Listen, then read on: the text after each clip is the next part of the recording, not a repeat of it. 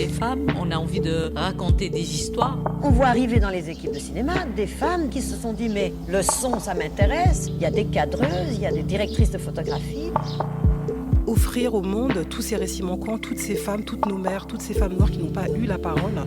Il y a des filles à la régie, à l'administration. Et puis ensuite, elles ont été aussi souvent filmées par des hommes. Donc là, on ouvre une nouvelle page. Notre silence ne nous protégera pas. J'ai envie de dire ce soir que nous ne nous tairons plus.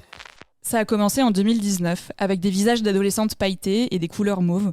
La série Euphoria, qui s'annonçait comme une série pour ados tellement trash qu'elle en ferait pâlir les millennials biberonnés à Skins, est devenue à sa sortie un phénomène culturel, avec sa brochette de lycéens torturés qui entretiennent un lien très sombre à leur corps, au sexe ou à la drogue. Si cette première saison avait été adulée, c'est beaucoup moins le cas pour les saisons suivantes qui ont accumulé les polémiques devant et derrière la caméra de son créateur, Sam Levinson. Au centre de ces polémiques, on retrouve toujours la même question, le regard que Sam Levinson porte sur les corps féminins, dont il affirme dénoncer l'exploitation, tout en reproduisant cette même sexualisation. Alors que la série concluait ce 1er juin sa 3e et dernière saison, on en est ressorti essoré, lessivé, et avec beaucoup de questions. Avait-on vraiment besoin de cette 3e saison ? Y a-t-il quelque chose à sauver dans Euphoria ? Et surtout, pourquoi Sam Levinson déteste-t-il autant les femmes ? Je suis Marianne Agier et pour faire ce bilan dans le podcast Sorociné, je suis entourée de mes consoeurs, dealeuses ou lycéennes torturées au choix, Margot Barallon. Salut. Léon Catan. Hello. Et Lisa Durand. Bonjour. On va faire tranquillement le bilan de cette série dans son intégralité, mais avant, je voudrais qu'on revienne vraiment sur l'actualité qui est la fin de cette 3e saison. Si vous deviez la caractériser en un seul mot, vous choisiriez quoi ? Léon, je pense que tu es très énervé, donc je te laisse commencer. Torture pour tout le monde, torture pour les personnages, torture pour les gens du cast, du crew aussi probablement, torture pour tout le monde et pour nous aussi. Lisa ? Moi, bizarrement, je dirais authentique, parce que pas dans le bon sens du terme, parce que je pense que pour une fois, Sam Levinson, il prétend pas être autre chose que ce qu'il est en fait. Donc, c'est-à-dire globalement, un mec avec sa vision de yoga problématique qui aime la polémique et l'esthétique plus que tout, quoi. Et toi, Margot ? Moi, je dirais gâchis, parce que je jette pas tout, mais je trouve que toutes les bonnes idées sont gâchées, diluées, notamment sur cette 3e saison, vraiment une écriture qui pêche à plein d'endroits et par une absence totale de réflexion en fait, sur sa propre mise en scène. Et toi, Mariana ? Moi, mon mot, c'était incel, parce que vraiment, c'est le constat qui m'est venu assez rapidement, et notamment dans un épisode en particulier dont je parlerai tout à l'heure, mais vraiment, je trouve que la vision, en tout cas, des rapports hommes-femmes que Levinson propose vraiment, c'était déjà le cas un petit peu avant, mais c'est vraiment exacerbé dans cette saison. Ça correspond en tout cas à toutes les problématiques qu'on raconte aujourd'hui sur les incels, donc voilà, c'est mon mot. On a beaucoup dit son nom, donc maintenant il faut qu'on dise un peu qui est cette personne dont on va beaucoup parler aujourd'hui. Margot, c'est à toi de nous dire qui est Sam Levinson. Je sais pas si c'est un incel, mais en tout cas, c'est le fils de Barry Levinson, donc réalisateur notamment de Rain Man et Good Morning Vietnam. Et en fait, il va commencer devant la caméra de papa, destin d'acteur qui va prendre fin assez rapidement, sans rôle majeur. Et c'est finalement en tant que scénariste puis réalisateur qu'il va trouver sa voie en 2018 avec le film Assassination Nation qui est présenté au festival de Sundance et qui impose un peu une patte qu'on va retrouver par la suite. Donc visuellement, une stylisation marquée, du trash, on aura l'occasion d'y revenir, et dans son propos, une critique grinçante, ou en tout cas qui se veut telle, de la société américaine. Et donc c'est l'année suivante, en 2019, que Euphoria débarque sur les écrans pour la première fois et reprend donc ces mêmes ingrédients, ce qui ne manque pas de choquer les parents conservateurs américains, mais qui va plutôt séduire la critique, et c'est après, pour moi, que ça se gâte. Il y a un film, Malcolm et Marie, écrit en 6 jours et vilipendé sur la pauvreté de son écriture. Ça, c'était en 2021.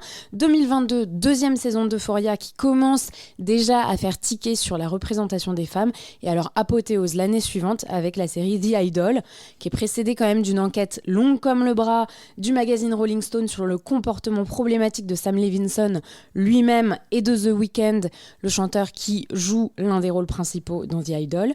Et à l'arrivée, cette série, c'est quand même une parfaite horreur, misogyne et stupide. Alors, Sam Levinson est aussi producteur. Il a produit la trilogie X de Ty West, la série Irma Vep d'Olivier Assayas.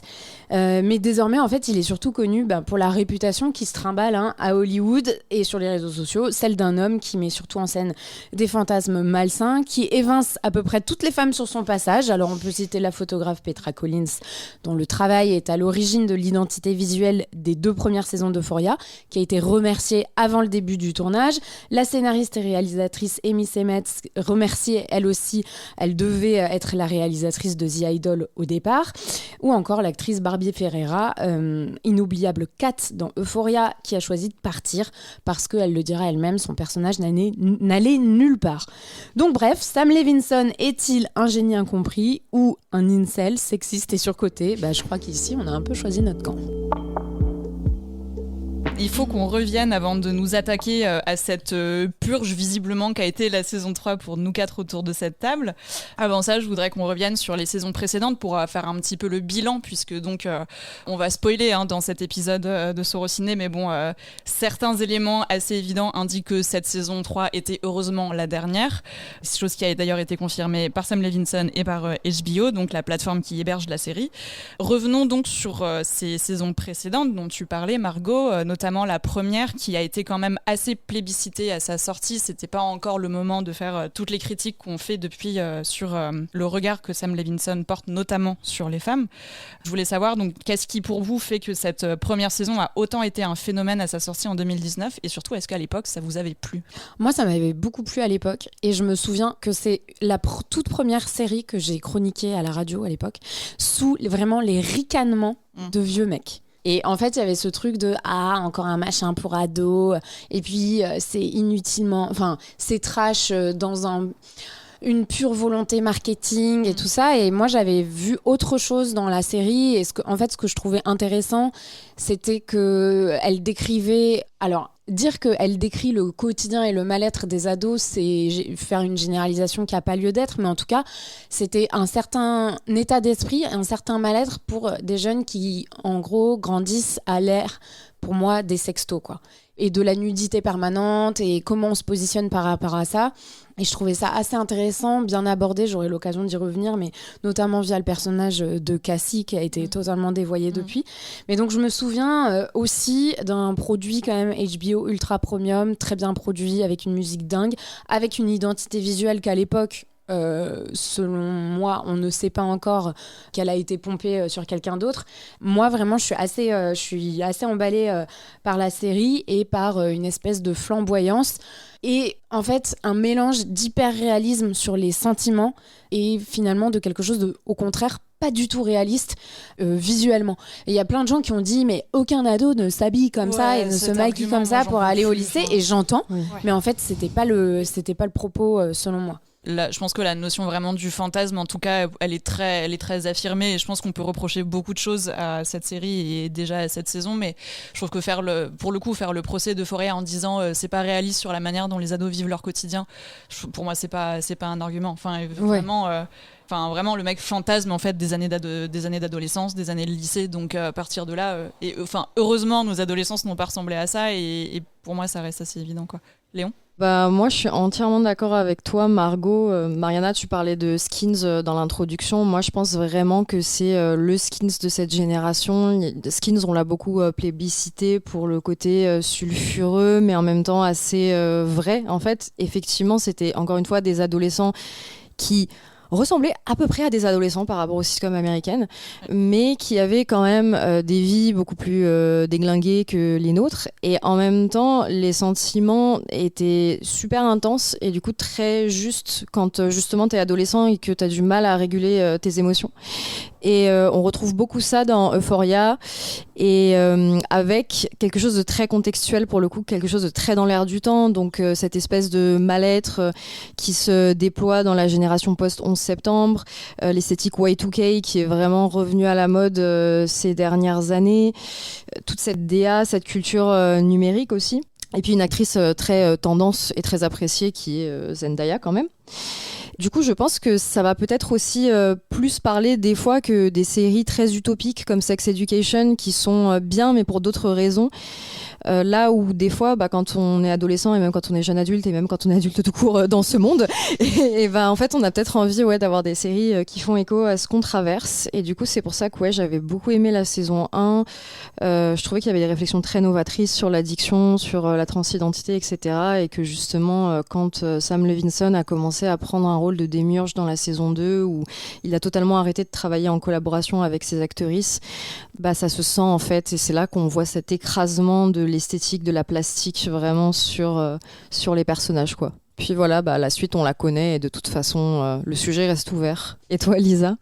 Moi, je suis moins emballée que vous parce que vraiment, je me souviens 2019. Moi, j'adore les séries et c'était vraiment HBO qui disait voilà, c'est notre première percée dans la série adolescente parce que HBO est connu pour, comme tu disais Margot, des séries très premium mais plutôt adultes, avec des personnages adultes, des contenus matures, beaucoup de sexe, beaucoup de violence, et c'était leur plongée dans la série adolescente. Donc en effet, le produit est assez quali de l'extérieur, et en plus c'est un peu pour moi c'est l'idée du cool en 2019, c'est coproduit par Drake. Oui. Il y a il y a une génération de jeunes actrices qui émergent, et ça c'est un des bons points de la série. On parlait de Zendaya, Jacob Elordi, Sydney Sweeney, Alexa Demi, moi que j'aime beaucoup, Hunter Schaeffer, Barbie Ferreira. Donc là, il y a quand même quelque chose. Mais moi, j'ai assez vite déchanté au bout de quelques épisodes où je me suis dit, mais qu'est-ce que me raconte ce type ?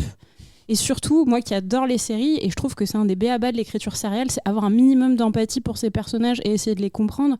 Moi, depuis le début, j'ai l'impression que ce mec-là, à part Roux, tous les autres sont vraiment, vraiment passés à la moulinette de « on ne peut pas s'attacher à ces personnages-là ». Moi, j'ai eu énormément de mal à regarder la série épisode après épisode parce que j'étais en mode mais la vie de ces gens et ce qui leur arrive, à part Roux, je m'en fiche un peu en fait. Il y avait un truc où je trouvais qu'ils comprenaient pas l'écriture sérielle. Et Démiurge, il est Démiurge depuis le début. La série, elle est produite, écrite, réalisée par lui et quelques collaboratrices vite fait depuis day one en fait. Donc le mec est un grand malade, et ce truc de l'artiste tout puissant, je ne supporte pas. Pour en plus, moi je trouve que en effet, comme tu disais Léon, il y a des arcs narratifs qui sont intéressants, mais qui sont pas non plus ultra révolutionnaires. Je pense que ce qui a vraiment marqué l'impact d'Euphoria, c'est cet esthétisme qui est très fort, qui a été spolié totalement à Petra Collins. Si je peux juste me permettre, je suis d'accord sur le côté Démiurge, dans le sens où tu le vois de toute façon au générique à quel point il a main mise sur tout. En revanche, il me semble qu'il y a, c'est ce que tu disais Léon, il y a quelques épisodes qui ont été écrits en collaboration. Il y en a avec Hunter Schaeffer. Pour moi, alors en fait, c'est apparemment ce que Hunter Schaeffer raconte, c'est qu'ils se sont quand même posés et qu'ils ont bien discuté pendant quasiment toute une journée de transidentité, etc. Et qu'elle s'était pas mal impliquée dans l'écriture de son rôle. Et moi, je trouve que pour le coup, ça se sent. Et on retrouve des thématiques qui sont liées à la transidentité, qui sont rarement abordées en fait à l'écran, comme la recherche constante qui peut exister de validation masculine, le rapport ambivalent justement à la transition, à son corps. Et ça, autant je trouve qu'on retrouve beaucoup ce genre de discussion dans les communautés trans, mais pas trop en fait, même dans les séries, dans les films qui parlent de ça, quoi. Donc moi je vois pas trop où est-ce qu'ils seraient allés chercher ça si ça avait pas été un travail collaboratif avec Hunter Schaeffer. En tout cas, effectivement, je pensais, moi c'était le principal exemple auquel je pensais, du coup, donc cet épisode-là qui est un épisode spécial entre la première et la deuxième saison. À un moment où ils devaient faire un petit peu patienter leur audience à cause du Covid et des suspensions de tournage, etc. Mais effectivement, c'est un peu le seul exemple, et c'est vrai qu'on voit un peu la suite après de la manière dont la saison 2 se vautre à partir du moment où il n'y a plus en tout cas c'est le seul moment où il avoue qu'il est limité par ses connaissances. Enfin, ce qui me perturbe, et là je vais parler encore vraiment de comment on fabrique une série. Une série, c'est quand même un pool de scénaristes, c'est une writer's room. Les mecs qui écrivent, c'est souvent des mecs, il y a des nanas aussi, mais c'est souvent des mecs qui écrivent des séries tout seuls et qui s'en vantent. Moi, j'ai le même problème avec le mec qui fait The White Lotus. Et ça se voit à l'écriture, et c'est HBO aussi. Et qu'on encense ça, et que derrière, ils avouent pas qu'ils ont des grosses œillères sur des sujets. Tant mieux pour Hunter Schaeffer, et il se trouve que cet épisode spécial est vraiment très très beau, c'est un des plus beaux de la série, mais moi j'ai un véritable problème, en plus en tant que personne racisée, sur sa vision, au-delà des femmes, sa vision des femmes racisées, sa vision du corps masculin racisé, et ça c'est dès la saison 1, avec un personnage comme Mackay par exemple, qui disparaît d'ailleurs en début de saison 2, on ne sait pas pourquoi, après avoir vécu des trucs, mais d'une violence. Et ça, moi, je pardonne pas à Sam Levinson d'aller pêcher ce qu'il veut dans les autres communautés, dans les autres vécus. Ça s'est vu avec le personnage de Maddie, qui est latina aussi. Donc, je trouve que c'est un peu quand il veut. Il s'est dit, sur les questions de transidentité, je vais peut-être me faire allumer, ou peut-être que j'ai une actrice qui a poussé pour que ce soit inclus dans le show. Mais moi, j'ai du mal à penser que ça vient de lui, en tant que grand Manitou de Euphoria, quoi. Ce qui est sûr, c'est que ça vient pas de lui. Et que en plus il a abandonné cette écoute au fur et à mesure, mais au moment de la saison 1, je sais aussi que Barbie Ferreira avait beaucoup impulsé quelque chose à son rôle, et c'est d'ailleurs précisément pour ça que elle disparaît quasi de la saison 2, et elle a claqué la porte entre la 2 et la 3 sans avoir jamais frontalement impliqué Sam Levinson. Elle a dit j'ai discuté, j'ai pas été écoutée, ça n'allait nulle part, je m'en vais. Je crois que le moteur du conflit par rapport à la saison 2, c'est que Sam Levinson voulait lui donner un arc narratif autour des troubles alimentaires et qu'elle avait refusé, justement. Et même sur une figure plus ambivalente, comme celle de Cassie, qui est jouée par Sydney Sweeney, qui est une actrice quand même très controversée. De toute façon, Cassie, ça va être un gros morceau. Un gros morceau, mais c'est clairement le point névralgique aussi de tout ce qui ne va pas, en fait. Je sais qu'en tout cas, sur la première saison, il y a plein d'endroits où elle a quand même demandé qu'on mette moins de nudité dans la série. Et c'est quelque chose qui s'est vu sur quasiment toutes les actrices de la série, saison après saison. Donc il y a un vrai souci chez Levinson de mettons des femmes nues. Pourquoi pas ? Il y a un vrai souci de femmes nues, ça c'est sûr. Il y a un vrai souci de femmes tout court, hein. Enfin, franchement, qu'elles soient nues ou pas. Après, de manière générale, pour revenir un petit peu, je suis plutôt d'accord pour le coup avec Margot et Léon sur le ressenti de la première saison. Moi, j'avais été assez séduite par pas mal d'aspects, et notamment, en fait, je trouve qu'il y a un petit peu de, rétrospectivement, il y a un petit peu de mauvaise foi sur la... Alors, je ne vise évidemment pas Lisa, parce que tu as des arguments légitimes pour défoncer la première saison, mais je trouve qu'aujourd'hui, au regard de tout ce qui s'est passé après et de toutes les polémiques que s'est pris Sam Levinson, il y a un discours qu'on retrouve beaucoup aujourd'hui sur beaucoup de gens qui disent « Ah, mais ça se voyait dès la première saison qu'en fait, il y avait tous ces problèmes. » Oui, c'est un peu facile. Hein. Je trouve ça facile dans la mesure où on oublie vraiment facilement la manière dont la première saison a été plébiscitée, et pour moi, la manière aussi dont elle présentait des choses assez justes pour le coup sur les représentations des ressentis adolescents. Et moi, la principale raison pour laquelle j'avais beaucoup aimé cette première saison, c'est tout l'arc d'amitié et de l'histoire amoureuse entre Rue et Jules, donc les deux personnages principaux, joués par Zendaya et Hunter Schafer. Et en fait, même là, du coup, pour préparer cet épisode, je me suis refait toutes les saisons. Et en fait, même à la revoyure, là, avec tout ce qu'on sait depuis, il y a quelque chose qui m'a énormément touchée encore aujourd'hui sur cette dynamique qu'ont les deux personnages, et sur la représentation aussi des amitiés adolescentes, même si leur histoire va au-delà, mais enfin, de toute façon, la manière dont on écrit les histoires d'amour et les histoires d'amitié, pour moi, sont toujours un peu les mêmes, et du coup, je me suis beaucoup retrouvée là-dedans, dans cette histoire qu'elles s'écrivent toutes les deux, sur ce rapport aussi très désespéré qu'on a dans nos amitiés adolescentes. Il y a quelque chose où vraiment la manière dont on s'y raccroche comme si c'était la seule chose qui existait, et ce rapport aussi très ambivalent qu'elles ont, un peu de dépendance, de codépendance affective, le fait que Rue soit dans cette situation où elle est addicte, et du coup Jules est vraiment placée dans une position d'aidante, et en même temps du coup ça la fait avoir aussi des comportements qui sont parfois reprochables. Enfin, je trouve que cette dynamique là marche vraiment très très bien. Et sur le personnage de Cassie aussi, moi je trouve que la manière dont elle écrit dans la première saison est quand même très intéressante, assez fine, ça paraît bizarre de dire ça aujourd'hui, mais assez fine sur la manière dont ce personnage se construit par rapport au regard masculin. Il y a des choses assez intéressantes qui sont dites, et ça m'a d'autant plus fendu le cœur, la manière dont dès le premier épisode de la saison 2, elle est vraiment immédiatement dépeinte comme une meuf géniarde en fait. Enfin, il y a vraiment quelque chose qui change radicalement entre les deux saisons, et où là ce personnage qu'on avait avec Cassie disparaît complètement. On avait un personnage avec une espèce de sensibilité assez précise sur ce que c'est de se construire en cherchant la validation aussi du regard masculin, en étant consciente de ça et en même temps en étant dépendante de ça, quoi. Et à partir de la saison 2, ça ne l'intéresse plus du tout, en fait, Sam Levinson. Et effectivement, il y a un truc sur filmer les seins de Sydney Sweeney et la figer un peu dans un truc de désespoir. Moi, la vraie seule porte que j'ai avec Euphoria, c'est le traitement de Rue, que je trouve clairement, Rue, c'est le double de fiction de Sam Levinson. C'est ça. Il s'en est jamais caché. Là, pour le coup, il connaît son sujet. Voilà, il connaît son sujet. Il a lui-même vécu de l'addiction, donc c'est clairement un alter ego. Je crois lui, il avait dit quand ils avaient fait l'avant-première de la toute première saison d'Euphoria, il avait fait un discours en disant j'ai mis beaucoup dans Euphoria et j'ai aussi mis une part de mon adolescence. Ça fait une quinzaine d'années que je suis clean, mais Rue, il l'a pas dit comme ça, mais Rue, c'est lui. Et je trouve que justement, sur les 2 premières saisons, c'est ce qui a un peu sauvé Zendaya. Le fait qu'elle est un petit peu le hall pass de je suis l'avatar du créateur, donc moi on ne peut pas me dénigrer en tant que personnage féminin. Et puis c'est elle la narratrice. On ne peut pas, peut pas me sexualiser. Et on parlait de Skins, mais il faut pas oublier que Euphoria à la base c'est une série israélienne qui date de 2012 et que Sam Levinson prend un petit peu la structure de cette série. Ophit, qui est la roue israélienne, elle narre la série aussi et en fait on va spoiler, mais ce qui est pré-shot, c'était une mini-série en une seule saison. Ophit qui narre comme roue les épisodes, elle les narre de la mort en fait, elle meurt d'une overdose. Donc au final, lui il rejoint un petit peu ça, ce truc très controversé de cette fin de saison 3. Mais voilà, Levinson et ses associés créent au milieu de quelque chose de déjà préexistant. Et pour nous, c'est Skins. Pour les gens qui ont pu voir Euphoria version 2012 israélienne, c'est quand même toujours très intéressant de voir d'où viennent les personnages, leurs adaptations américaines, quoi.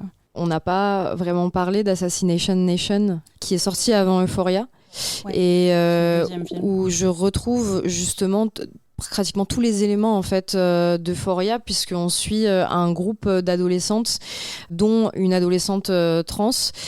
Donc on retrouve ce pattern du groupe de filles cis et trans qu'il y a dans Euphoria, qui en fait sont assez... elles vivent dans la ville de Salem, qui est victime d'un leak de tous les données des gens de la ville, et c'est beaucoup de revenge porn. Oui, c'est ça, c'est des adolescentes qui ont une certaine forme de mal-être, mais aussi une certaine forme d'émancipation à travers leur amitié, etc.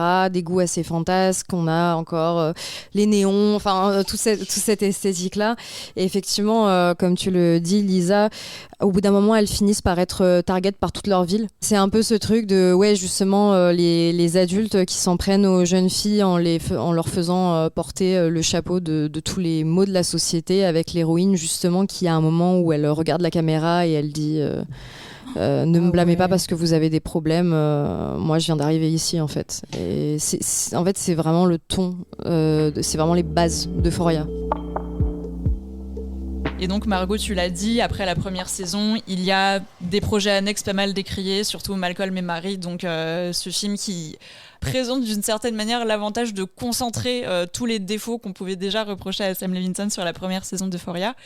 Il y a aussi donc c'est un an plus tard, mais ça rajoute aussi à cette grande bascule l'énorme nanar qui est The Idol, qui était vraiment une catastrophe ambulante. Et donc cette saison 2 qui assez vite en fait commence à être décriée et où Sam Levinson exacerbe vraiment notamment ce qu'on lui reproche au niveau du male gaze. Là ça devient vraiment assez symptomatique, quoi. Toi Margot, tu n'avais pas détesté cette deuxième saison, je crois. D'Euphoria, non, parce que moi en fait je me suis raccrochée à Rue un peu, mais surtout au personnage de Lexi. Et en fait, je trouve que la fin de la saison est absolument grandiose là-dessus, sur la révélation du personnage de Lexi qui n'existe pas vraiment jusque-là, et où il arrive... C'est la petite sœur de Cassie. C'est la petite sœur de Cassie, elle est très observatrice, et en fait, elle monte une pièce de théâtre au lycée à la fin, et moi je trouve que les 2 épisodes méta où en fait on relit toute leur vie, et alors évidemment c'est too much parce que pendant ce temps les personnages, mais qui sont donc les vraies personnes par rapport à la pièce de théâtre, pètent des câbles dans le public, donc c'est complètement too much. Mais en fait moi ce qui m'a beaucoup touchée pour le coup, c'est vraiment ce personnage de Lexi qui en fait ne sait pas du tout trouver sa place et ne va parvenir à le faire que au travers de l'art. Moi j'ai trouvé que c'était assez juste, encore une fois, sur des sentiments profonds, beaucoup plus que sur les situations, et ça m'avait beaucoup touchée cette fin de saison. Franchement, en revoyant la deuxième saison, j'ai trouvé que c'était vraiment les 2 meilleurs épisodes, ceux-là. Bah, vous voyez, c'est marrant parce qu'en fait, encore une fois, je pense que c'est le moment où Sam Levinson il s'identifie à Lexi. Mais totalement, vu que totalement. c'est un gros passage de réflexion autour du travail de metteur en scène, etc. Bon, moi, il s'avère que j'ai pas du tout aimé ce passage. Je l'ai trouvé hyper poussif, très très long. Et puis, je trouve surtout que, en fait, moi, il m'a rendu vraiment le personnage de Lexi super antipathique parce que je trouve qu'elle manque tellement d'empathie par rapport aux gens autour d'elle, alors que c'est assez différent quand même de ce qu'elle leur renvoie d'habitude. Enfin, je veux dire, elle l'expose et elle ridiculise quand même sa sœur, par exemple.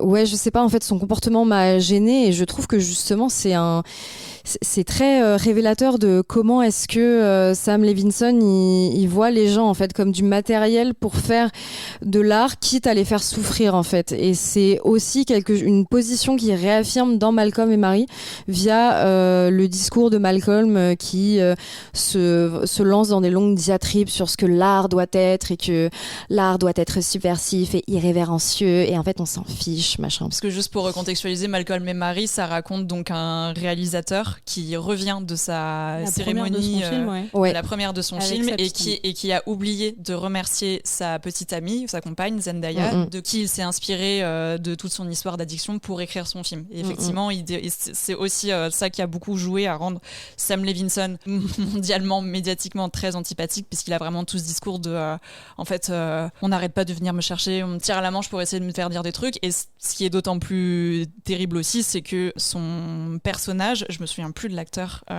John David Washington est un personnage noir, donc il y appose aussi beaucoup de réflexions sur la critique raciste, les biais racistes de la critique, alors que ce n'est absolument pas son cas. Et effectivement, je trouve que je te rejoins sur la critique de Lexi dans ces 2 épisodes, c'est que vraiment c'est un autre alter ego de Sam Levinson. On voit la manière dont il voit les autres, mais on voit aussi la manière dont il se voit lui-même et la manière dont il cherche beaucoup à expier Lexi un peu de ce péché de s'être inspirée de ses amis et de son entourage pour écrire sa pièce, alors qu'elle a vraiment ce discours de mais en fait c'est comme ça qu'on fait de l'art en fait. Moi c'est comme ça que je fais ma création. Et je trouve que tu vois aussi qu'il essaye beaucoup de parler de lui-même et de son rapport à sa création dans ces épisodes-là.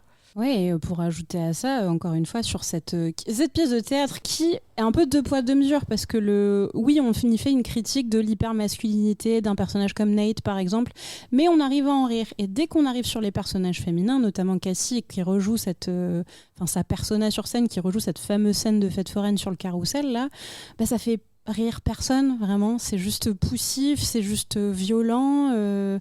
Mais c'est un personnage que moi, j'ai du mal à comprendre. En fait, c'est un personnage que je comprends par sa relation avec Fez, qui est un début de relation qui est assez beau. Le dealer gentil, quoi. Ouais, le dealer gentil, qui tabasse des gars, quand même. Oui.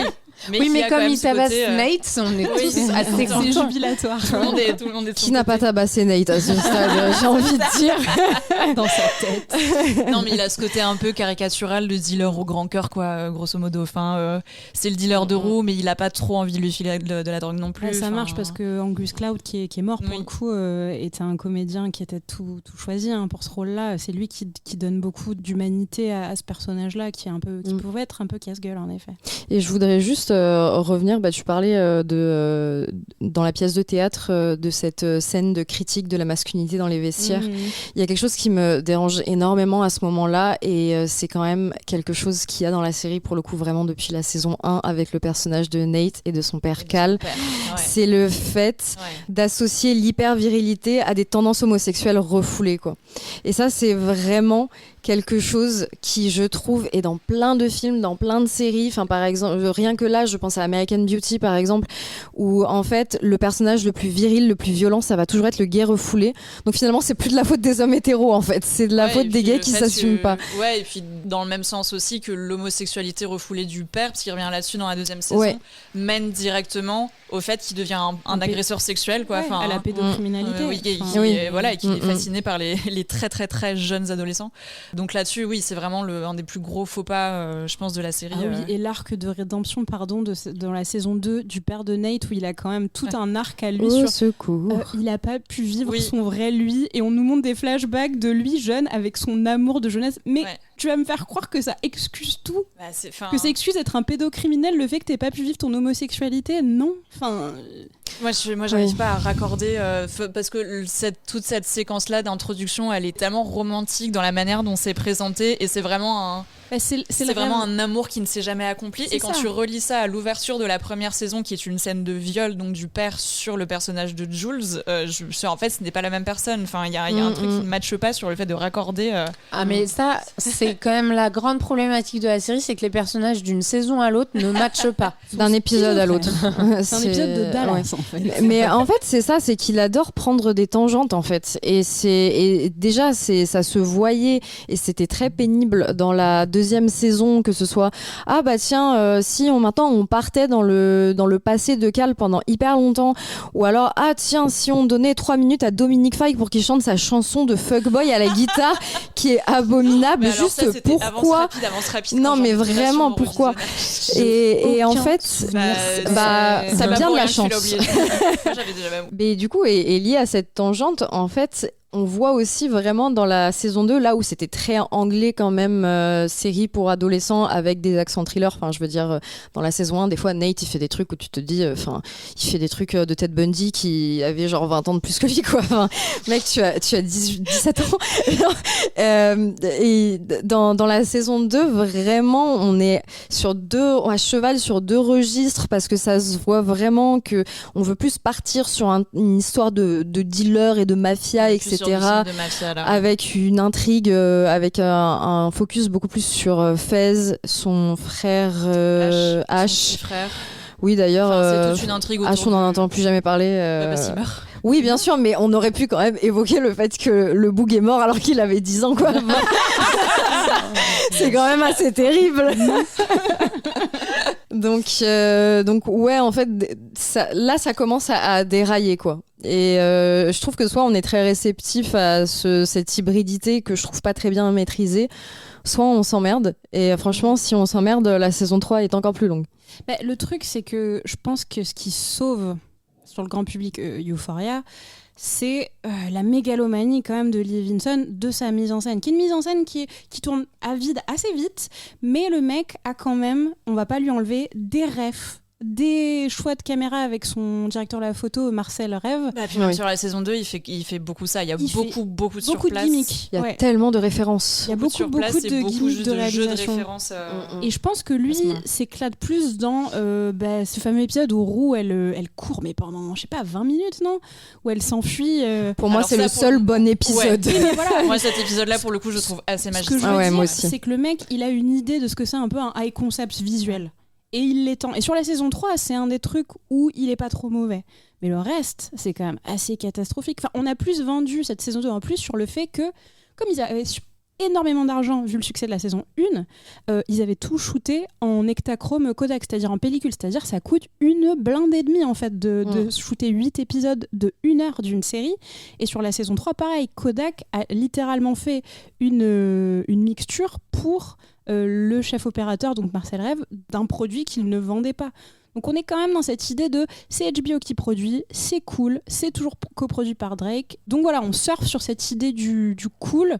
Donc moi je trouve qu'il y a quand même toute une identité sur cette série qui a permis sa pérennité et qu'elle a été, et surtout la saison 2, rappelez-vous, mais elle a été tellement commentée semaine après semaine sur les réseaux sociaux. Mais en fait c'est une série qui tombe aussi au bon moment et en fait elle devient virale parce qu'elle est instagrammable. Même la saison 3, je pense que en vrai, même les gens qui n'ont pas vu Euphoria, ils ont vu Euphoria en fait, dès lors qu'ils ont un compte Instagram. La quantité d'extraits qui ont fait polémique rien que sur les premiers épisodes, je pense que ça a été fait aussi à dessein parce qu'ils savent très bien que ça va circuler, quoi. Franchement, ça me rappelle l'époque où Game of Thrones sortait et que vraiment, si tu voulais pas te faire spoiler, juste tu devais pas ouvrir tes réseaux sociaux en fait. Là, c'était exactement pareil pour la saison 3 en tout cas. Seule différence que moi, globalement, j'étais très énervée de me faire spoiler Game of Thrones. Euphoria, j'étais plutôt d'un moment. On était mort. Finally. Et parlons-en donc de cette saison 3 qui globalement nous a pas mal déçus, pour être assez poli, qui s'est terminée, on avait déjà commencé à pas mal spoiler, mais vraiment si vous n'avez pas fini de la regarder, que si vous voulez vous préserver, arrêtez maintenant. Si vous voulez vous préserver, arrêtez de regarder Euphoria. J'attendais le rebond de Léon là-dessus. Mais qui se termine donc sur pas mal de morts, mais avec pas mal d'intrigues dont on s'est vraiment demandé comment on en est arrivé là et comment les personnages en sont arrivés là. Mais avant de commencer notre analyse sur cette 3e saison d'Euphoria, je voudrais juste laisser la parole rapidement à Enora Abri, qui n'a pas pu être avec nous ce soir pour cet épisode, mais qui, elle aussi, a été très énervée par cette saison 3 et qui voulait nous en dire quelques mots. Bonjour et bienvenue à Euphoria Land, plus couramment appelé le pays de la grosse vicose, une région formidable où un certain Sam Levinson qui se prend pour Dieu peut humilier n'importe qui et traiter à coups de gros fusils et de gros boobs n'importe quel sujet d'actualité. Bon, plus sérieusement, je m'étais donné pour mission d'écrire une lettre ouverte à Sam Levinson, mais après le visionnage du dernier épisode, il me paraît à présent évident que ce n'est pas à lui qu'il faut donner de l'importance, mais plutôt à ses actrices, celles qui ont été maltraitées, traquées, humiliées par sa caméra. À Zendaya, Alexa Demi, Hunter Schaeffer, Moda Pato et même Sydney Sweeney, pour laquelle je n'ai pourtant pas une grande affection compte tenu de ses nombreuses sorties de route politiques, j'aimerais rendre une petite et modeste justice. Si chacune d'entre elles, au cours des 2 premières saisons, ont su montrer leur qualité de jeu évidente, elles se sont retrouvées coincées dans des arcs narratifs inexistants ou réducteurs dans cette 3e saison.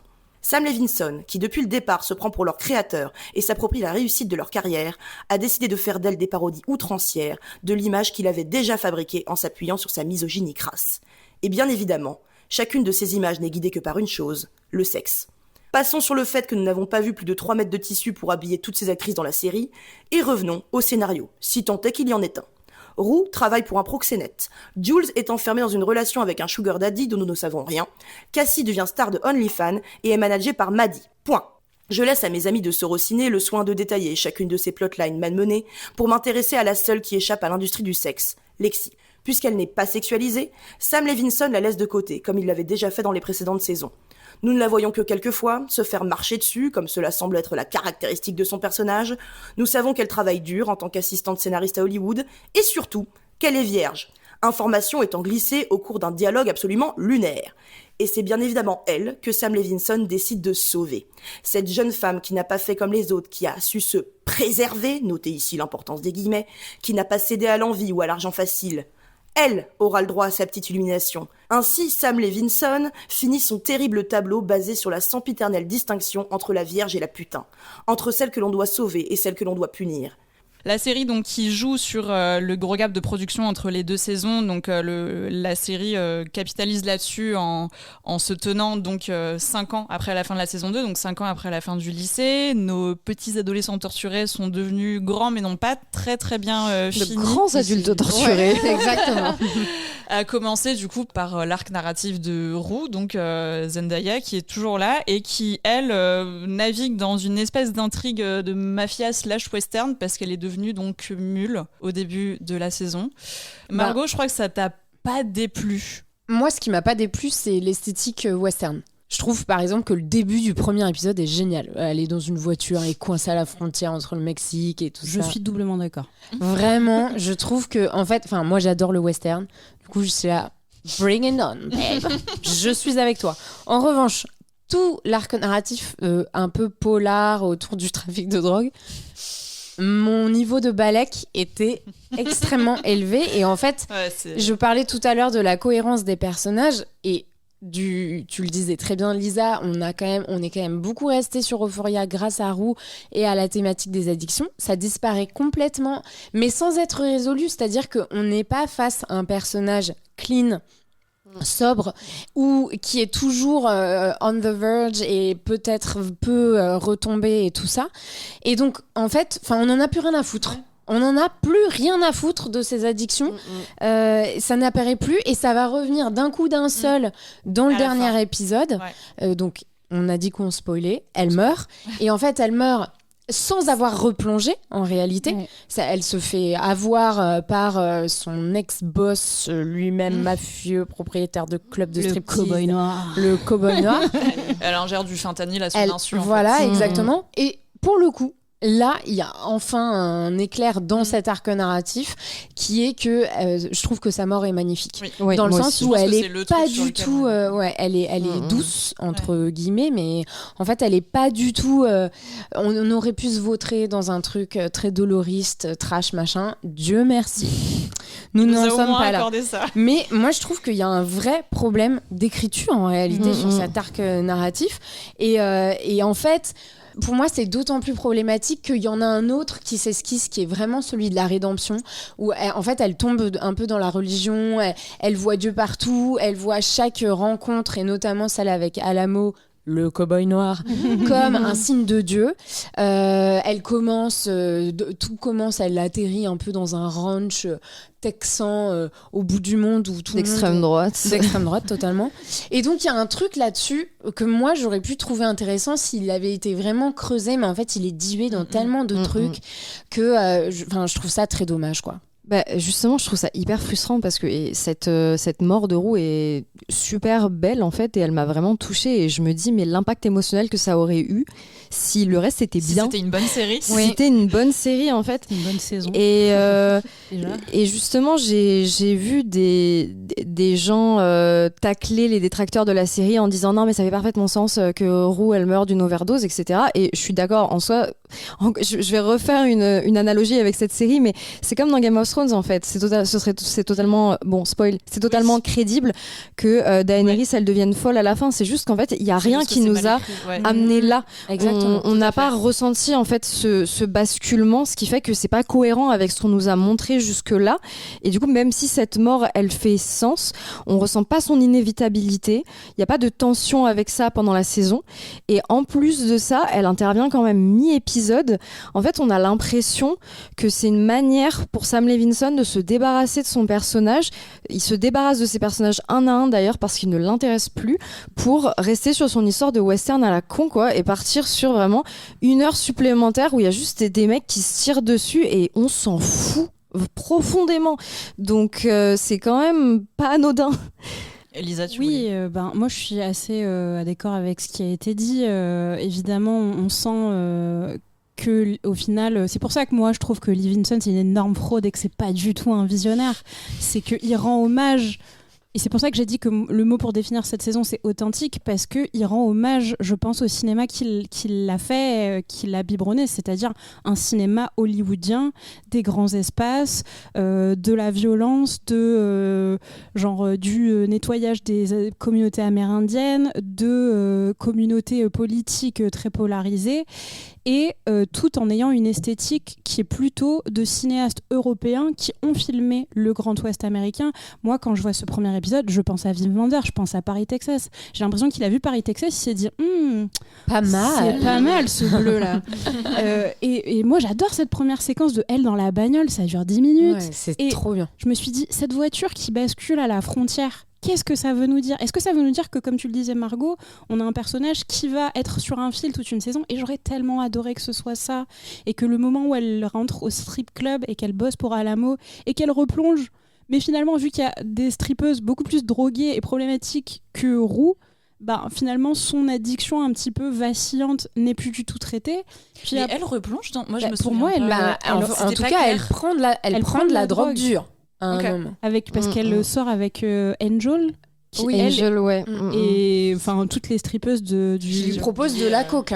Oui, elle dit qu'elle prend de temps en temps, en fait, mais qu'elle se régule. Enfin, c'est plus un sujet. C'est trop bizarre. Et du coup, il abandonne totalement ça. Enfin, et du coup, il déplace cet arc dans ce club de striptease, où notamment cette histoire d'amour chaotique là, avec la strippeuse Angel, qui, elle, pour le coup, on a l'impression qu'on l'amène en cure de désintoxication, mais en fait, il la tue. Et il déplace plein d'aspects de son personnage principal à des autres personnages, en plus qu'il ne considère pas, parce que vu qu'il est dans un club de strip, il se dit qu'il peut filmer les femmes comme des morceaux de viande. Et ce que vous avez dit sur la mort de Roux, moi, je trouve la séquence plutôt belle, même si je trouve la série quand même très réactionnaire sur le fait que la majorité des personnages trouvent la religion ou meurent, enfin bref. Mais moi j'ai un peu du mal à digérer le fait qu'on ait voulu inclure, pour rendre hommage à Angus Cloud, le personnage de Fez par du dialogue interposé, et qu'on ait réutilisé des images que Zendaya avait elle-même filmées quelques années avant et qu'elles servent à ce qu'ils se rejoignent au paradis. Moi j'ai trouvé ça la séquence affreux. In Memoriam, déjà moi, en termes de narration, moi je trouve que c'est au mieux guimauve. Mais moi, je trouve ça je trouve ça exploitatif, le fait que je trouve que c'est un manque de respect pour un comédien, et c'était leur ami quand même qui est mort, et qu'on continue de l'utiliser de par la mort dans une série, et qu'on utilise en plus des images préexistantes. Moi, j'avoue, c'est un réchauffé qui, moi, me débecte. Tu parlais du cheminement de Roux vers Alamo et donc le strip club qu'il tient, qui lui sert aussi de lieu pour faire son petit trafic de drogue. Et c'est le grand sujet qu'il faut qu'on aborde, je l'ai dit, qui est de toute façon le grand sujet en filigrane sur toute la trajectoire de Sam Levinson et le grand sujet qui pose problème aussi dans cette saison, c'est le regard que pose Sam Levinson sur les travailleuses du sexe, qui est un regard extrêmement méprisant, je pense que c'est le terme qu'on pourra utiliser, qui est présent donc à travers tout ce panel de personnages secondaires de travailleuses du sexe qu'on croise dans ce strip club, qui est aussi présent à travers le personnage de Cassie, qui est un gros morceau auquel on s'attaquera tout à l'heure. Je pense que c'est vraiment important qu'on s'y attarde, parce que la question, tu le disais Léon en mentionnant les épisodes, en mentionnant les saisons précédentes, par exemple sur l'arc de Kat, qui devient un moment camgirl et qui en tire une forme d'empouvoirment, et en fait il y a un moment où il ne sait plus quoi faire de cette libération-là de ses personnages, j'ai l'impression, parce qu'il y a toujours vraiment une notion d'avilissement dans ces personnages de travailleuses du sexe, quelque chose d'extrêmement méprisant sur ce travail de manière générale. Et je te laisse réagir. Oui, et puis moi je trouve que c'est totalement hypocrite, parce qu'en fait il prétend dénoncer ça tout en étant totalement complaisant. En fait, c'est pas parce que on montre en permanence des plans sur des culs, sur des seins, etc., pour dénoncer l'objectification qu'on n'est pas en train d'objectifier. Enfin, vraiment, c'est déjà un argument qu'on avait sur la deuxième saison d'ailleurs. Sam Levinson, c'est vraiment genre le guide du bord de pauvre, quoi. Enfin, parce qu'il fait son truc sur la société du spectacle en mode les États-Unis, vous avez vu, c'est le porno, mais c'est aussi la religion, et puis c'est plus facile de trouver des armes que des médicaments, etc. Enfin, super profond, mec, bravo, personne n'y avait pensé. C'est les armes, c'est le porno, et c'est aussi Hollywood, parce que du coup il fait tout un parallèle aussi entre le fait de vendre son corps et le fait de vendre son corps pour le cinéma, parce qu'il y aura ça aussi, toute cette trajectoire là avec Cassie derrière. En fait, le truc, c'est que il filme super mal les travailleuses du sexe, mais en fait, il filme super mal et de la même façon, même quand on n'est pas dans le cadre du travail du sexe. Donc pour moi, c'est la preuve ultime que en fait, il ne dénonce rien du tout et que juste il aime faire ça. Il y a une scène qui est atroce dans le premier épisode où Roux et sa pote Faye vont ingérer de la drogue. Et en fait, c'est vraiment filmé comme un porno. Et donc là, pour moi, c'est vraiment, on met le doigt sur le fait qu'il n'y a pas de réflexion derrière sa mise en scène et qu'elle est en permanence en train de faire de ces actrices, quel que soit le contexte et l'arc narratif, donc y compris en dehors du travail du sexe, il est vraiment en train de faire une objectification totale. Non, mais oui, en fait. Et épisode après épisode, il continue à nous le prouver quand même. Oui, en fait, c'est ça, il y a un effet de surplace dans toute cette saison. Oui, et puis je suis désolée. En fait, moi, j'ai quand même revu la saison 1 et je trouve que dans la saison 1, donc le personnage que j'avais bien aimé, c'était celui de Cassie, ça fait la transition avec la suite, mais Cassie, elle est régulièrement humiliée dans la saison 1. Elle est filmée nue et tout ça, mais pour moi, il arrive à faire passer une empathie avec ce personnage qui est mal à l'aise dans son corps et tout ça. Il n'y a jamais de tentative pareille avec les Kitty, le personnage incarné par Rosalia. Qu'est-ce que Rosalia est allée faire dans cette galère? Vraiment. C'est la série Hype. Enfin, c'est ce que tu disais, Lisa. Et en fait, ça ne raconte rien de ces personnages de travailleuses du sexe pour lesquels il s'en fout en fait. On n'a rien à foutre. Il y a vraiment un moment où ça ne devient qu'un élément de décor. Dans le dernier épisode, il y a un moment où on suit le BBL de Kitty pendant les fesses, en fait la caméra ne fait que suivre et nous emmener dans la scène en suivant, mais en très gros plan, les fesses de Kitty. Et en fait ça ne devient plus qu'un élément de décor, mais où du coup avec un effet de saturation. Alors peut-être que je pense qu'il y aura toujours des gens pour arguer que oui, mais ça raconte quelque chose. En fait non, il y a ça raconte un truc nul. Enfin oui, d'accord, si tu veux. Non, ça raconterait quelque chose s'il y avait un propos derrière sur le travail du sexe, il n'y en a pas. Mais comme il n'en a pas et qu'il ne sait pas ce que c'est, et ça ne m'intéresse pas. Une vision extrêmement fantasmée en permanence. Je sais pas ce que c'est. Mais moi, ce qui me terrorise avec ce type quand même, c'est la façon dont il se cache derrière des personnages féminins pour en exploiter d'autres. Et je pense, on en parlait parce qu'on parlait du personnage de Kitty dans l'épisode où elle est introduite, et comme tu disais Léon, qui porte son nom. Il y a cette scène qui est une scène de viol avec 3 hommes et une bouteille de champagne. Si c'est déjà pas assez glauque, merci. Et cette scène, elle est quand même filmée de deux façons, c'est-à-dire elle est filmée dans la salle où elle s'est censée faire sa prestation, mais elle est aussi regardée par Rue à la caméra de surveillance.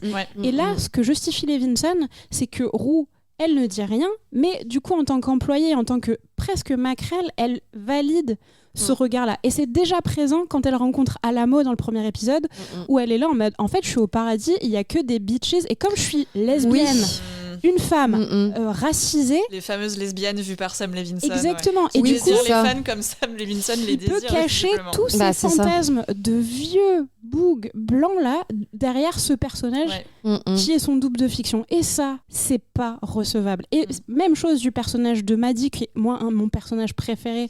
J'adore Alexa Demi, mais on est là au-dessus aussi sur la mère maquerelle latina qui exploite sa copine. C'est un peu plus compliqué que ça, mais il y a toujours cette idée de prendre des femmes pour exploiter d'autres femmes et leur faire porter le chapeau. On peut dire ça du personnage de Laurie aussi, qui est une espèce de baronne de la drogue avec ces trois mecs décérébrés là, néo-nazis. Mais Cassie avec Nate aussi. Enfin, moi, je comprends tout à fait quand tu parles d'incel, Mariana, parce que en fait, j'ai eu vraiment l'impression de voir des théories incel appliquées dans la saison 3, c'est-à-dire cette notion de femmes qui se marient avec des hommes avec d'un milieu social plus aisé et qui vont en fait les ruiner en étant hyper cruels, etc. Il y a ça avec Cassie qui est quand même vachement caractérisée comme une meuf hyper fleur bleue dans la première saison et même dans la deuxième saison. Enfin, elle est clairement dans un rapport de soumission avec Nate. Là, c'est devenu le pauvre petit homme amoureux éploré qui est obligé de claquer $50,000 pour lui acheter des fleurs. Enfin, on a ça aussi avec la présentation en backstory du personnage d'Alamo. Moi, oui, c'est là la où mère d'Alamo. Ouais. C'est que là, on a terrible. Littéralement Sam Levinson qui nous dit ce mec est devenu l'ordure qu'on connaît parce que sa propre mère a eu une relation avec un mec qui était tellement attendrissant qu'il a pris le rôle de son propre père et défiguré. Elle s'est mariée avec lui pour le dépouiller. Elle a pris son d'argent et elle est partie en emmenant Alamo petit avec elle. Et c'est de là que découle toute l'atrocité de ce personnage. C'est littéralement ce que dit Sam Levinson. Quand même avec la phrase c'est le jour où en gros il a décidé qu'il se ferait plus avoir par some bitches en parlant de sa daronne quand même. Et encore une fois, c'est du gâchis de comédienne. Là, il y a Danielle Deadwyler, que moi, une comédienne que j'adore, et il y a encore une fois une érotisation des personnages non blancs qui moi me fatigue vraiment. C'est un vrai problème chez ce monsieur. On a parlé de Malcolm et Marie et de tout le cast non blanc de cette série. Il faut qu'il arrête. Non, puis effectivement, moi je trouve qu'il y a ce même truc que chez Tarantino qui adore faire dire le N-word à Samuel L. Jackson, etc. Enfin, là, c'est pareil, quoi. Genre, il met les acteurs noirs dans des rôles hyper caricaturaux de mecs noirs dans les films d'action ou de gangsters. Et voilà, quoi, c'est son petit kiff. Enfin, vraiment, c'est du sous Tarantino, quoi. Ah, mais il est devenu Tarantino, c'est quand même pas une bonne nouvelle. Il se prend comme tel. Enfin, il se prend oui. Bah, la dernière partie du dernier épisode, c'est un Mexican stand-off. C'est un truc qu'adore Tarantino, qui sort du western spaghetti. C'est long, c'est inutile. Et en plus, ça vraiment dévitalise tous les personnages, que ce soit Alamo, que ce soit le personnage de Coleman Domingo. Ali, c'est un super personnage, le sponsor de Roux. Et cette figure paternelle. Et il en fait rien, il en fait 3 mecs noirs qui se tirent dessus. Bah en plus, moi j'avais trouvé que pareil, l'autre seul passage qui marchait dans la saison 3, c'était justement celui où on voit la backstory d'Ali, et notamment quand en fait juste il est obligé de recenser les morts, quoi, parce que il est sponsor depuis longtemps et tout ça. Et c'est vrai que c'était un personnage hyper beau, et je trouve que on le fait devenir tellement cynique parce qu'en fait, pendant toute la série, il prêche quand même un message d'empathie et d'amour radical, etc. Et là, vraiment, à la fin, il succombe à cette espèce de mentalité super facho du bien contre le mal.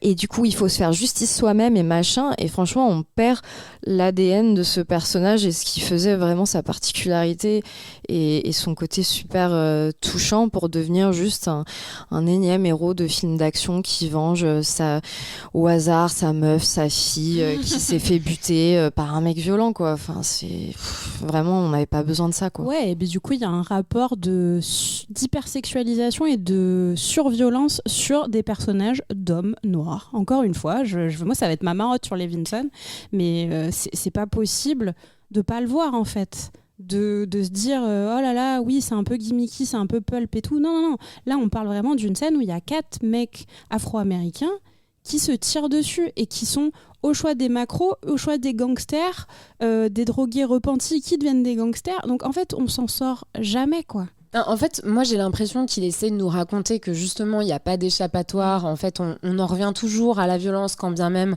on a été l'incarnation même de l'empathie et tout ça. Donc il veut nous décrire vraiment c'est l'impossible rédemption de l'Empire américain. C'est vraiment, on ne s'en sortira pas, sauf qu'en fait on peut pas faire ça en s'en réjouissant. Parce que moi j'ai l'impression qu'il s'en réjouit et que en fait c'est hyper doloriste au bout d'un moment de faire en sorte que tout le monde... Alors tout le monde meurt dans des conditions atroces. Donc Nate en plus il l'assume en interview, il le fait mourir, mais le mec se fait couper des doigts, des orteils, casser la gueule. Il lui tape dessus pendant une saison, enfin pas entière puisqu'il meurt avant la fin. Oui, puis on le voit à peine en fait. C'est vraiment genre la minute Nate et tu vois juste Nate qui se fait courser et c'est tout. Et c'est merci Nate. Il est pathétique, il est ridicule et en fait lui il ose justifier ça par Nate a été l'incarnation du mal toxique pendant 2 saisons, donc tout le monde a envie qu'il prenne son karma dans la gueule. Mais en fait, là, moi, j'y vois pas du tout du karma, j'y vois un acharnement qui, pour le coup, est pathétique. Pour moi, c'est assez pathétique. Et alors, en plus, ça donne du coup assez peu de marge de manœuvre à des acteurs qui commencent à vraiment déjouer dans ce rôle-là. C'est le moins qu'on puisse dire, je pense. Enfin, vraiment, c'est très mauvais. Jacob Elordi, le duo de façon Jacob Elordi, Sydney Sweeney, voilà. Ils sont sous Prozac. Et pour moi, les deux, pour le coup, que j'aime pas dans tout ce qu'ils font, mais je trouve que Sydney Sweeney, si on compare avec sa prestation dans la première saison, c'est un gâchis pas possible. Et ce personnage-là, que Sam Levinson, évidemment, méprise et tout ça, mais il la tourne en ridicule, vraiment de façon hyper... Moi, la séquence de son mariage, où elle porte un bustier qui en fait ne cesse de descendre et du coup on voit ses caches, en fait les caches-tétons qui remontent, c'est un détail qui, non mais c'est pas laissé au hasard pour moi, mais là je me suis dit je ne peux pas te suivre là-dessus, c'est pas possible de à ce point traîner ton actrice alors déguisée en bébé machin, OnlyFans, c'est terrible. Et le pire pour moi, c'est d'entendre Sam Levinson en interview dans le podcast du New York Times dire « Je l'ai écrit en pensant qu'elle voudrait jamais le faire. » Et en fait, elle a voulu, donc tout va bien. Mais du coup, t'as pas de réflexion politique sur ce que tu filmes. Puis en plus, il y a un tel sur le mariage, il y a un tel mépris de classe aussi, parce que justement, Cassie, elle incarne vraiment ce qui est le vulgaire, enfin, un peu ce mépris de la vieille bourgeoisie pour les nouveaux riches qui apparemment ont pas de goût, quoi. C'est assez dégueulasse. Qui sont des riches américains qui n'en ont pas beaucoup quand même, mais personne n'a vraiment. Parce que l'arrangement de fleurs de mariage à $50,000, où est-il? Non, parce que oui, toute l'intrigue, l'intrigue ou le grand bazar, moi vraiment, ce que j'ai le plus subi, je pense, dans toute cette saison, c'est l'intrigue autour de ce couple-là. Donc Nate et Cassie qui s'étaient mis ensemble, dans des conditions assez dramatiques dans la 2e saison. Donc restent ensemble au début de la 3e saison et se marient. Et en fait, Nate a repris en fait le complexe immobilier de son père. Enfin, l'entreprise de BTP de son père, a des problèmes d'argent qu'il cache notamment à sa future femme, mais elle veut pour son mariage un arrangement floral à 50 000 dollars. Ouais, 500 000 non, attends. 50 000. Mais le reste coûte très cher aussi. Et ça, c'est que les femmes. Et puisque Nate refuse de lui accorder ça, elle dit je vais aller faire de l'argent sur OnlyFans et tu me diras ce que tu voudras, tant que t'as pas réussi à me payer les fleurs, je vais le faire. Et du coup, toute cette saison va suivre Cassie, mais du coup se mettant dans des positions avilissantes, mais toujours plus en fait pour soutirer de l'argent, qui du coup, comme elle a aussi des rêves de gloire, on ne sait pas trop d'où, parce que pareil dans la première saison qui nous présentait ce personnage, c'est vraiment pas raccord avec la manière dont on connaissait ce personnage-là. Là, elle a des envies de gloire, elle a des envies de célébrité, donc elle devient star sur OnlyFans, influenceuse, potentiellement un peu actrice, mais finalement ça foire, donc elle revient, etc. Et vraiment toujours avec un mépris. Comme j'ai rarement vu quelqu'un mépriser autant son personnage. Et je pense notamment, vous parliez de la scène du mariage. Moi, une scène où vraiment j'ai été très très en colère. Donc cet épisode se finit donc avec le couple retourne chez eux après la fin du mariage.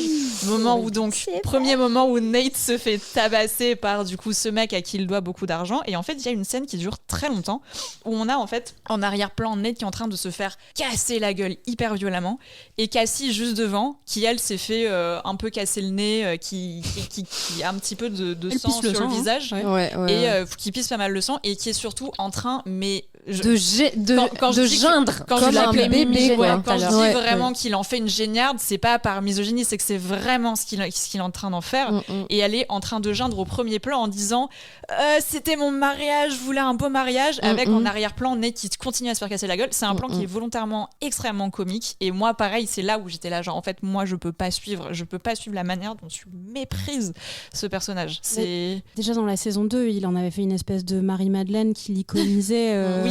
Bah vraiment, il y a Par des plans, il y a vraiment ce des shot plans qui Instagrammable l'iconisaient, ouais. que tout le monde a partagé où elle est là posée Avec comme des une fleurs, sainte avec ouais. des fleurs à l'arrière et elle pleure. Et je pense que vu par quelqu'un comme Petra Collins qui était à la DA quand même et qui avait tout storyboardé, ça aurait été intéressant sur justement de nuancer ce propos, comme ce qui s'est passé avec Amy Seymet sur The Idol. Ça aurait été intéressant de parler de ces sujets-là. Nous, on reproche pas les sujets qu'il aborde. C'est vraiment la manière dont Ouais, il le c'est la fait. façon Enfin, de le faire. C'est la façon hyper méprisante dont il le fait. Enfin, c'est vraiment le mot. Et puis pareil, sur ce regard, pareil sur le travail du sexe comme un truc tout le temps. Et en plus, on retrouve aussi, Léon, tu le disais, ce truc où du coup, elle exploite le potentiel des hommes pour se hisser à chaque fois un petit peu plus haut. Elle le fait avec Nate, elle le fait avec un autre mec qu'elle va piéger en le forçant à poster une photo, un nude de eux deux sur Instagram pour qu'ensuite elle gagne des abonnés sur son compte OnlyFans. Non, mais c'est vraiment les thèses mascu de les femmes utilisent les hommes pour le succès, l'argent et elles sont hyper manipulatrices. Et en plus il s'en moque parce qu'au final ça ne marche pas parce qu'elle voulait devenir actrice et finalement ça foire parce que à la production on ne veut pas embaucher une femme qui a un passé de travailleuse du sexe. Donc en plus on la ramène à un truc elle a fait tout ça pour finalement revenir toute seule, son mec est mort et revenir dans sa maison pourrie quoi. L'axe hollywoodien est assez caricatural mais est pas inintéressant moi je trouve justement sur comment... moi la scène Godzilla c'était non. Alors nous on avait discuté avec Margot parce qu'on regarde beaucoup les mêmes séries. Moi je vous conseille une série qui s'appelle Margot a des problèmes d'argent avec ça ne pas notre Margot de ma vie qui est pas notre Margot dans le rôle principal on a Elle Fanning qui se retrouve elle aussi à devenir une créatrice de contenu sur OnlyFans. Et il y a une scène qui est calquée, après les séries sortent en même temps, sur justement, c'est un peu l'attaque de la femme qui mesurait 50 mètres. Pieds, c'est ça le truc. Et je trouve que cette séquence-là, vous les mettez bout à bout de Euphoria et de Margot, il y a beaucoup plus, en tout cas, il y a une vision de toute façon de ce personnage-là dans cette série qui est beaucoup plus approfondie, qui est, je trouve, beaucoup plus juste et beaucoup moins exploitative et qui, je trouve, un peu plus juste, même si je ne sais pas ce que c'est être travailleuse du sexe, je ne vais pas m'avancer, mais je trouve que c'est une des seules séries récentes qui s'attaque vraiment à la problématique et qui essaye d'en faire quelque chose d'autre que regardez les meufs de toute façon maintenant elles peuvent vendre que leur cul et oui et puis c'est trop et facile à les entendre avilissant quoi. Oui, c'est ça. Et c'est à son en plus dans Margot c'est vraiment de son propre chef qu'elle choisit ça parce qu'elle est dans la merde financière aussi mais elle choisit de créer tout un univers plutôt de science-fiction autour et je trouve ça passionnant donc si vous voulez vous rincer non pas vous rincer l'aider pardon si vous voulez vous lavez l'œil, lavez vos péchés. Si vous voulez, vraiment, si vous voulez tout oublier d'Euphoria, allez voir Margot a des problèmes. C'est adapté d'un livre. D'argent qui est adapté d'un livre, tout à fait. Mais moi, ce que je trouve assez parlant dans Euphoria, c'est à quel point, pour rejoindre ce que tu disais, Léon, sur les discours d'Incel, on nous explique quand même que c'est toutes des putes à la fin. Et moi, pour moi, c'est le personnage de Maddie que j'aime aussi beaucoup, qui, certes, est Mère Mackerel Day One dans cette 3e saison, mais au moins, elle a de l'agentivité, ce qui n'est pas le cas de tout le monde. Et puis, au moins, c'est pas elle qui se déshabille. Et en fait... Ben si, à la fin, on va l'envoyer en pâture, servir littéralement, on lui dit, faut que tu fasses miroiter à Alamo des relations sexuelles ou, voire encore mieux, que t'en aies vraiment avec lui pour obtenir ce que tu veux. Donc il y a quelque chose, je trouve, là encore, en fait, le personnage peut pas s'en sortir sans devenir ça. Ou alors, il disparaît, comme le personnage de Lexi, qui juste n'existe pas. Pour moi aussi, c'était quand même un de mes personnages préférés sur la saison précédente. Est-ce qu'on parle du fait que Maddie, c'est la pire pote ever, genre d'où elle va dire à Alamo Roux, elle s'est embrouillée, elle parlait du DEA et machin. On parle d'incohérence. Enfin, je suis là, c'est quand même un personnage qui est censé être intelligent, elle sait très bien. Alors qu'elles ont une relation plutôt sympa en plus. Elles m'ont un peu sauvée cette saison, je t'avouerai. Dès que je les voyais interagir, je me disais oh là là. Il y a un tel manque de solidarité aussi entre les femmes dans ce dans cette saison. Enfin, voilà, que ce soit Roux qui effectivement exploite d'autres femmes, que ce soit justement les filles qui vannent leur pote de lycée, Bibi, quand elle arrive et qu'elle est enceinte et qu'elle commence à dire ça se trouve, elle sait pas qui c'est le père, etc. Enfin, et puis même la relation Maddie-Cassie, en fait, on essaye de nous la vendre comme quelque chose de touchant où elles vont renouer, etc. Mais en fait, il n'y a jamais de référence explicite à ce qui s'est passé entre elles, à part des petits clins d'œil. Et enfin, vu que ça a quand même occupé une bonne partie de la saison 2, ça aurait été sympa quand même elles se retrouvent sur le cercueil de Nate, quoi. Ouais. Et dernier épisode, elles ont chacune... Cassie réinvestit son ancienne maison dans un truc hyper cynique et Maddie s'est fait une nouvelle vie avec un des acolytes, un des bras armés de Alamo. Comment j'ai même oublié Bishop. Le mec qui tue les perroquets, là. Le propriétaire du caniche qui est peut-être le meilleur personnage de ce dernier épisode. Et c'est peut-être un peu la seule lumière au bout du tunnel parce qu'en fait, moi, ce que je trouve difficile, c'est que quand bien même c'était des ados tourmentés qui avaient plein de problèmes, qui subissaient du revenge porn, des viols, des trucs affreux, il y avait toujours quelque chose à un moment donné d'assez lumineux et notamment ce qui a quand même beaucoup illuminé la première saison, c'était, tu le disais Mariana, la relation avec Jules. Et donc là, peut-on parler de ce personnage qui est juste affreux, qui incarne quand elle se fait, donc elle est devenue Sugar Baby et qui incarne au moment où elle se fait rouler nue dans du cellophane par son Sugar Daddy. Vraiment la vision, là c'est la femme telle que l'aime Sam Levinson. De toute façon, les femmes, de manière générale, sont beaucoup roulées dans des substances, du sang de cochon, de la merde. Elles se font recouvrir de tous les le cellophane, c'est possibles. Mais voilà, mais ça t'empêche de bouger. Donc voilà, t'es nu et immobile, donc ça, c'est pas mal. Non, il y a vraiment... En fait, leur relation devient tarifée dans cette saison. Moi, il y a quelque chose que je trouve, en fait, assez affreux. Dans le fait de prendre plaisir à ce qui est plus rien de bien. En fait, pour moi, je le redis, c'est doloriste. C'est insupportable. C'est sadique. Et c'est très cynique aussi. Je sens qu'il prend beaucoup de plaisir à avoir ce truc très nihiliste de plus rien. Ouais, puis en plus, il n'y a que le sexe et l'argent. Il est teubé parce qu'il explique, c'est l'évolution normale de Jules de devenir comme ça parce que justement, on sentait qu'elle avait besoin de validation masculine. Du coup, elle devient Sugar Baby, mais attendez. Alors que c'est justement tout l'épisode spécial de Jules dont on parlait, justement, qui est le meilleur épisode concrètement d'Euphoria, avait vraiment ce mérite de parler de ce rapport à la validation masculine, et où on avait quand même elle qui formulait verbalement à sa psy, je pense que je vais passer à autre chose parce que j'en ai marre de passer par le regard masculin. Et après, la saison 2 arrive. Mais en fait, sur son art et sa peinture, parce que c'est mais là, elle se focus sur son art, mais en nu. Mais même il faut absolument qu'elle peigne avec des pénis parce que c'est une femme trans. Ah oui non mais même en fait dans la saison 1 il y avait aussi cet épisode où elle part chez un copain ou une copine, en ville, et que justement elle fait part de ses désirs d'évasion, etc., que elle a une relation conflictuelle à sa féminité, en mode j'ai l'impression que pour devenir une femme je dois conquérir une forme de féminité traditionnelle et en fait c'est pas vraiment moi, etc. Et là, elle est enfermée dans un écrin. Enfin, on la voit quasiment jamais dehors. Figée, En fait, elle est très figée.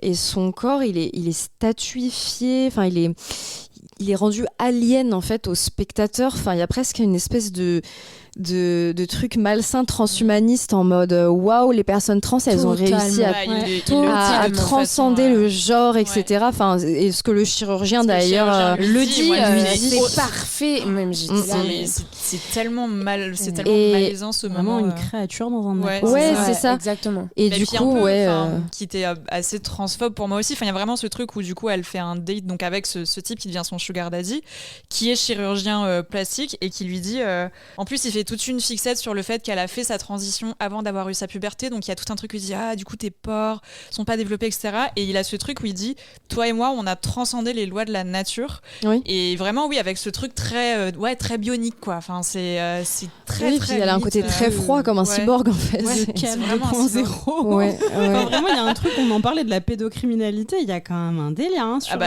cette série.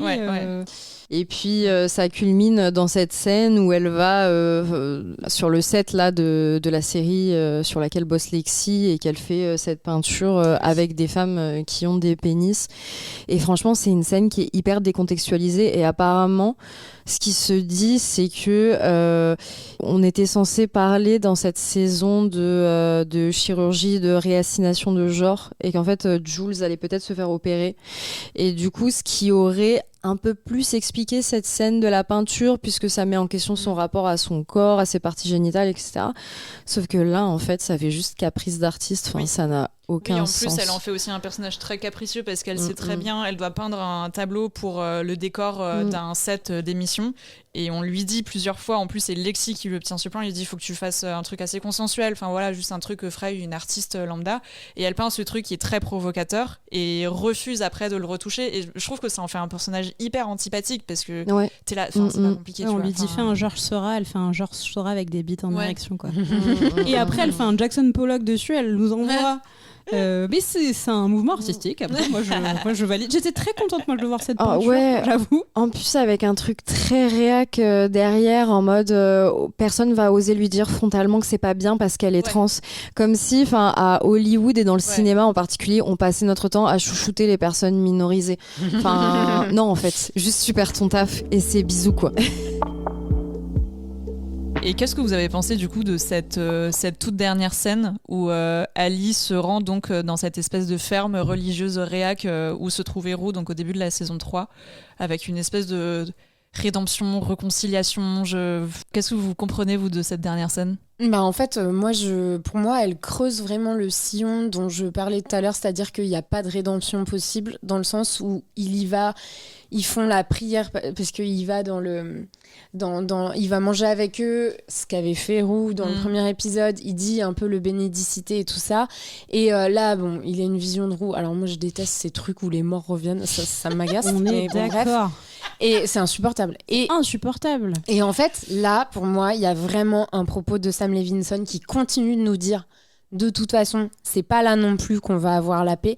Parce que la dernière personne qu'on voit dans cette scène, c'est la fille aînée, en fait, de la famille. Fille aînée qui a le physique pas du tout d'une Texane isolée, machin. D'une amiche. Voilà, elle en a fait, une cette Instagram meuf, face. Elle a une Instagram face. Elle a probablement des lip fillers d'ailleurs. Et en fait, on se dit... Il nous la filme en train de pleurer parce qu'en fait, dans le premier épisode, déjà, elle disait « Ah, mais moi, j'aimerais bien voir la ville. » En fait, elle aimerait bien avoir des réseaux sociaux. C'est pas un truc, tu peux me dire à quoi ressemble un site internet ? Voilà. Et donc, en fait, pour moi, ce qu'il nous dit, c'est que même elle, dans 5 ans, c'est Cassie, en fait. Ou Maddy, ou enfin, de toute façon, avec lui, aucune femme s'en sort bien. Donc, et donc, pour moi, on est encore dans ce truc de...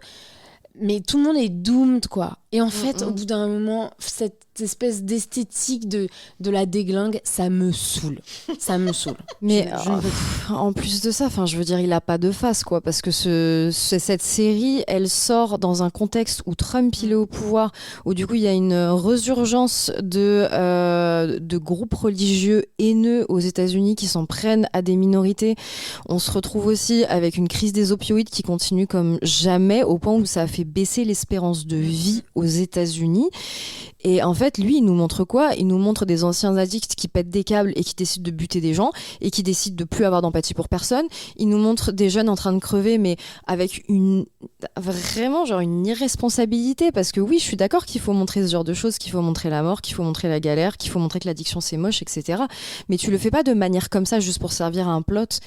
Et voilà, moi je trouve ça juste écœurant et super droitard en fait. Mais il y a une vision très chrétienne, conservatrice, doloriste. Le dernier plan, il me semble, c'est la maison avec un drapeau états-unien. Il s'appelle God Bless America cet épisode. Et il me semble qu'une des dernières phrases, c'est un truc du genre God Bless America. Oui. C'est God Bless Us All, donc Dieu nous bénisse tous. Mais alors moi, là pour le coup, j'y vois quelque chose de très ironique de sa part, dans la mesure où il montre qu'ils sont bénis par personne. Et pour moi, il s'enfonce justement dans le côté tout le monde est en fait voué à finir en enfer, quoi. Et l'Amérique est devenue un enfer. Moi, j'y ai pas vu du tout une glorification de l'Amérique réac. Ouais, mais il y a quand même une fétichisation pour l'iconisation de symboles, notamment des symboles néo-nazis. Il y a des drapeaux confédérés de partout. Il y a quand même un truc qui, moi, me questionne. Il reprend une esthétique qui est devenue trumpiste aujourd'hui. En plus, il y a un autre personnage qui cite Norman Rockwell, qui est un illustrateur qui inspire aujourd'hui. C'est Alamo. Ouais, exactement. Qui dit à Maddie, si tu m'épouses, on sera comme dans American une illustration Gothic, un peu, de Rockwell. Et en fait, pour moi, du coup, il y a une mise à distance de ça dans son propos. Mais ça n'empêche que...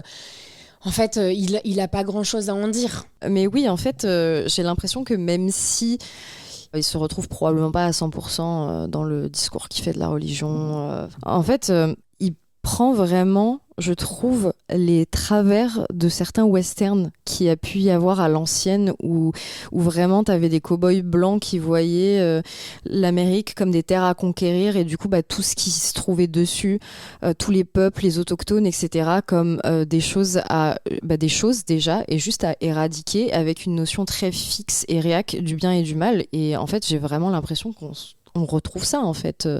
Les deux camps sont violents, donc aucun des camps n'a raison. C'est hyper simpliste et consensuel en fait dans l'Amérique dans laquelle il vit actuellement.